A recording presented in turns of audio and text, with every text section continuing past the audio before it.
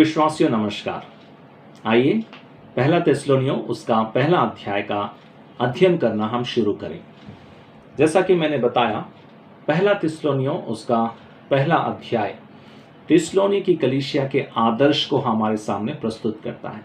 इसलिए पहले अध्याय का शीर्षक है एक आदर्श कलीसिया, ए मॉडल चर्च। पहले अध्याय में 10 वचन हैं। इस 10 वचन वाले पहले अध्याय को हम इस तरह से विभाजित कर सकते हैं।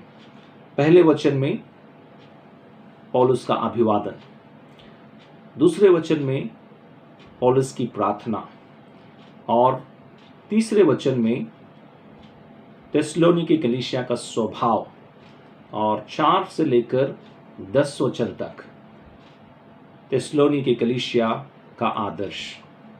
पहले वचन में पौलुस के अभिवादन को देखते हैं।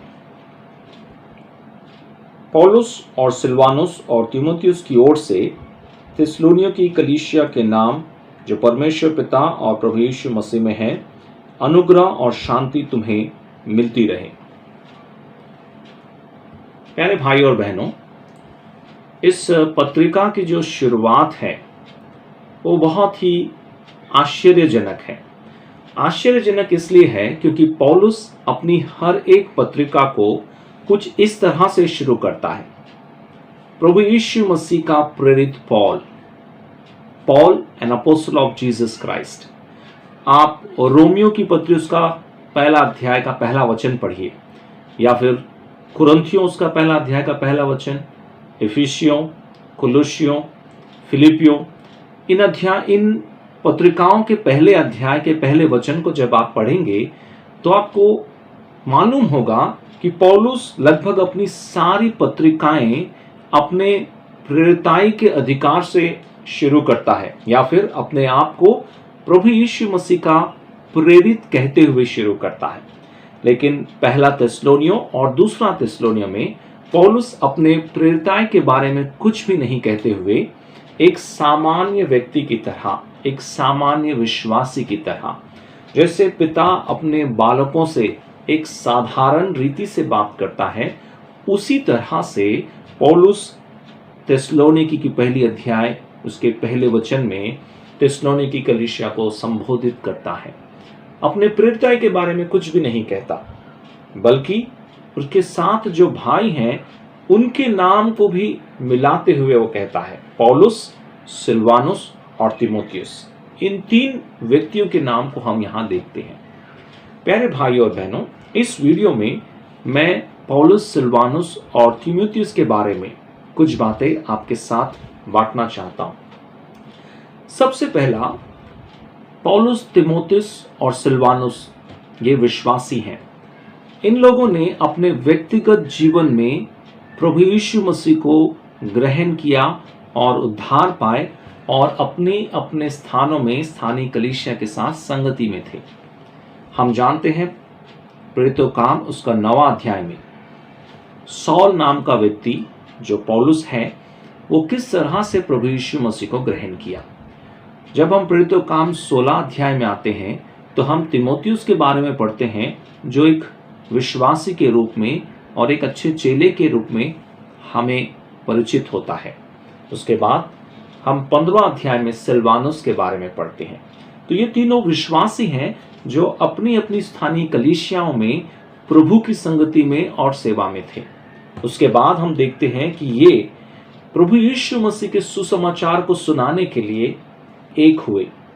बड़ी अजीब बात है, पौलुस की उम्र अलग है, सिलवानुस की उम्र अलग है, तीमुथियुस की उम्र अलग है।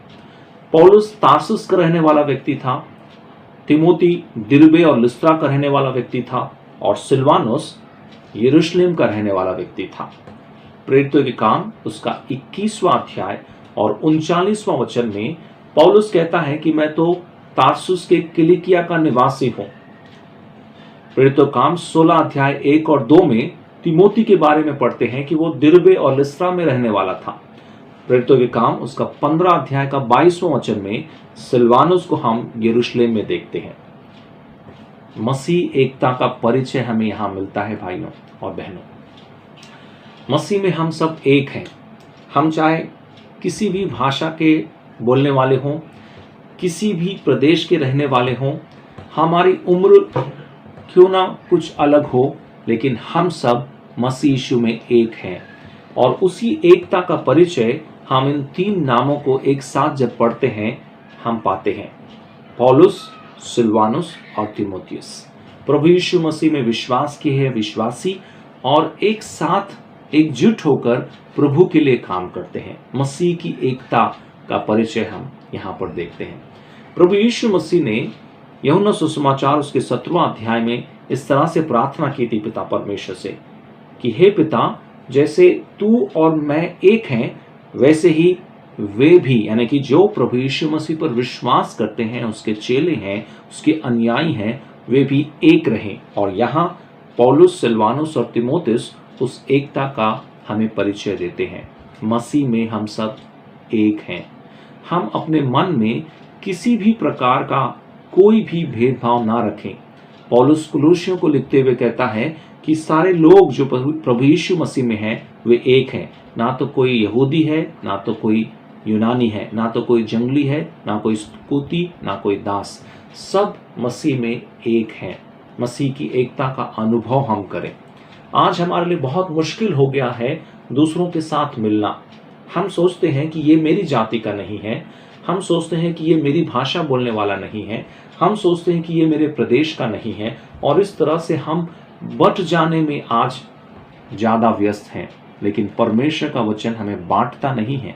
प्रभु यीशु मसीह हमें बांटता नहीं है। प्रभु यीशु मसीह का क्रूस हमें परमेश्वर पिता के साथ मिला दिया है और आज हम एक पिता की संतान हैं।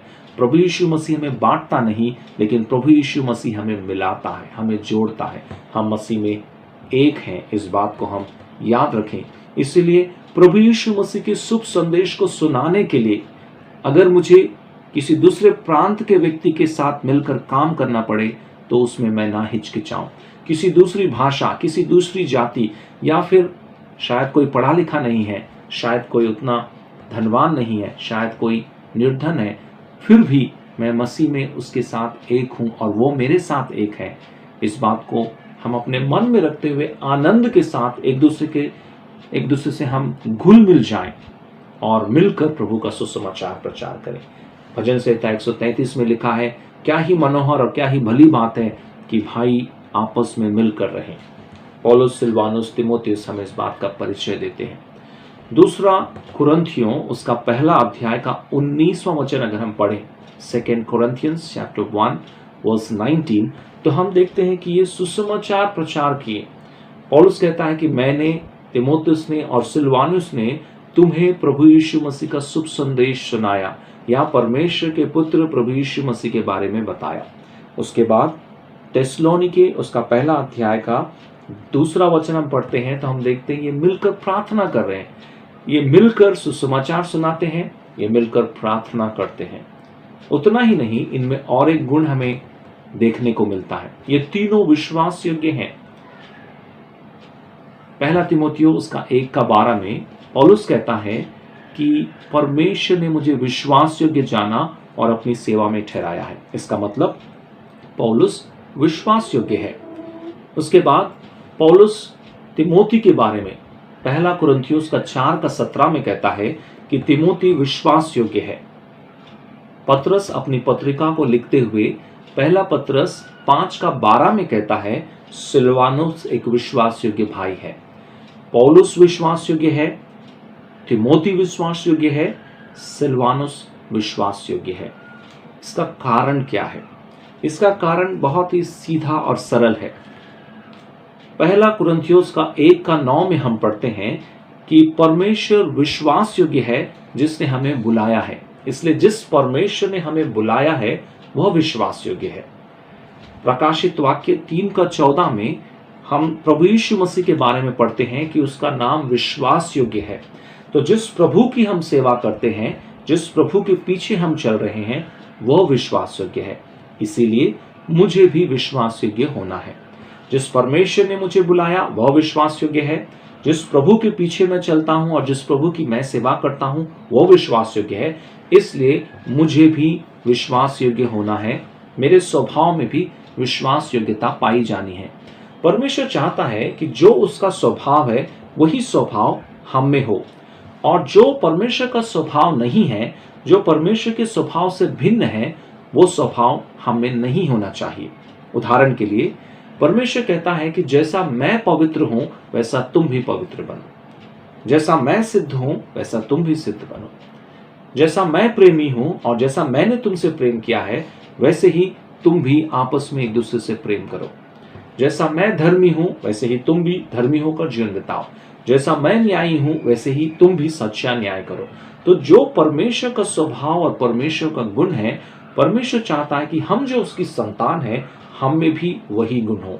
इसलिए मेरा परमेश्वर, मेरा बुलाने वाला विश्वास योग्य है, इसलिए मैं भी विश्वास योग्य रहूं। प्यारो, 3 बातों को हम याद रखें। एक, मसीह में हमारी एकता। दूसरा, मसीह में हमारा स्वभाव विश्वास योग्य होना चाहिए। और तीसरा, हम मिलकर प्रार्थना करने वाले बने। क्या हम अपने जीवन में इन गुणों को दिखा पा रहे हैं? क्या हम मसीह में जो हमारी एकता है हमारे साथ के भाई बहनों के साथ, क्या हम उस एकता का अनुभव करते हुए उसमें आनंदित हैं? क्या हमारे बारे में लोग कह सकते हैं कि हम विश्वास योग्य हैं? क्या हम दूसरों के साथ मिलकर प्रार्थना करने में आनंदित होते हैं? पौलुस, सिलवानुस और तिमोथी से इन गुणों को हम सीखते हुए हम भी विश्वास योग्य रहें, हम भी प्रार्थना में लवलीन रहें और हम भी दूसरों के साथ एक होकर मसीह यीशु के शुभ संदेश का प्रचार करें। ऐसा करने के लिए प्रभु हमारी सहायता करे। आमीन।